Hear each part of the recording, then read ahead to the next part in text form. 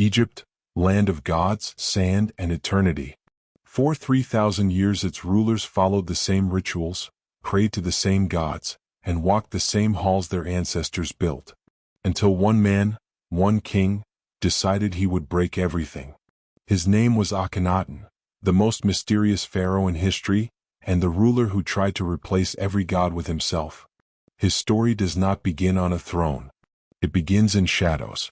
Akhenaten was born sickly, strange-looking, and unlike any child the palace had ever seen.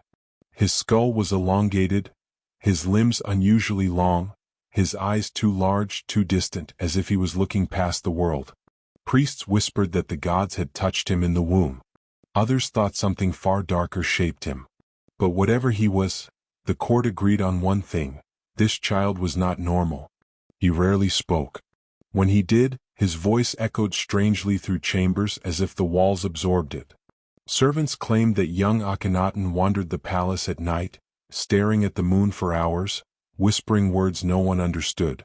Guards swore they found him sleepwalking through forbidden temple halls, places no mortal child should enter.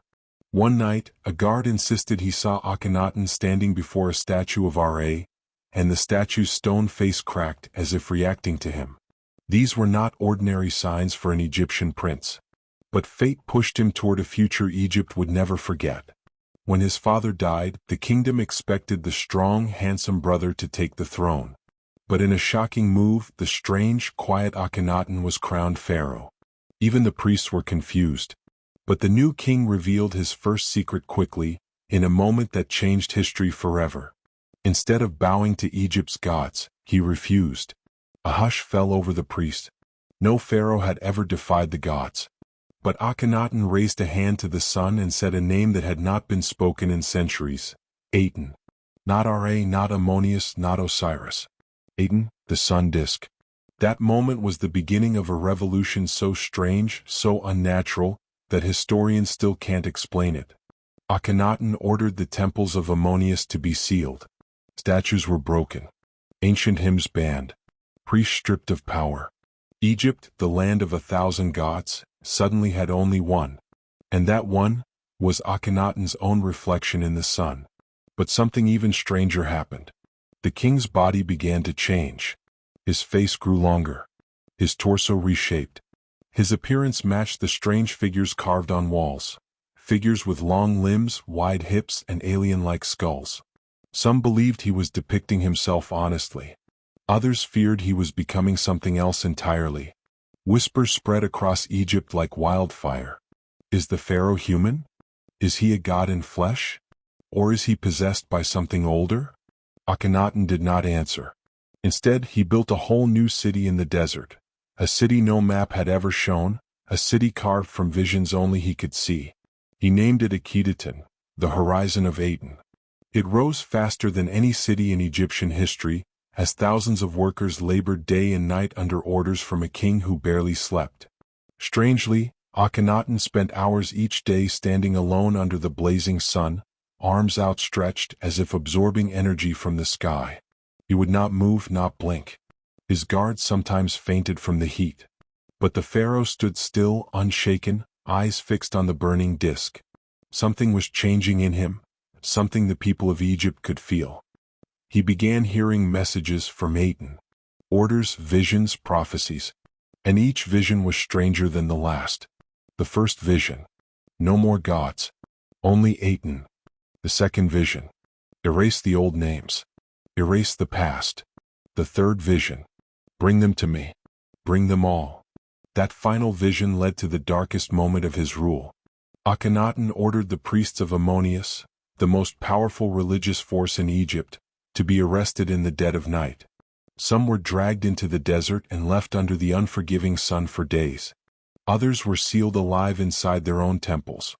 Their screams echoed through the stone halls until they fell silent forever. Akhenaten watched without emotion.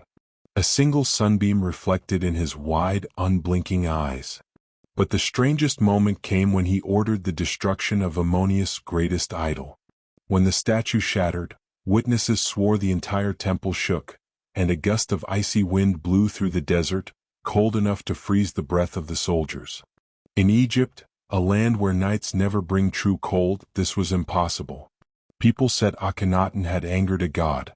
Others believed a god was protecting him. But more terrifying rumors spread in his new city. Servants whispered that at night, Akhenaten walked barefoot through the palace, followed by no guards, only by shadows that moved unnaturally behind him. They claimed he spoke to figures that weren't there, that he laughed with voices no one heard. Nurses caring for his daughters swore they saw strange lights flicker around the royal chambers, lights that didn't behave like fire or sun. And then, something even stranger happened. Akhenaten's children were born with features eerily similar to his. Elongated skulls, long fingers, faces unlike any royal family before. Was it a genetic condition? A symbol? A mutation? Or something else? Egypt wondered. What was happening inside the royal bloodline? As the years passed, the pharaoh became more obsessed with Aten. Food became irrelevant to him. He slept less. His eyes grew hollow. His skin thin. Ministers claimed he sometimes collapsed mid-sentence, only to rise moments later with renewed energy, claiming Aten had touched him. Then came the Great Plague. A mysterious illness swept through Egypt. Thousands died in days. Entire villages disappeared. But Akhenaten remained untouched, walking through the sick without fear, as if the disease simply passed around him. People believed he was protected by Aten. Others believed he had brought the plague through his visions. And in the middle of this chaos, his beloved city, Akhenaten, began to crumble. Workers abandoned their posts. Officials fled.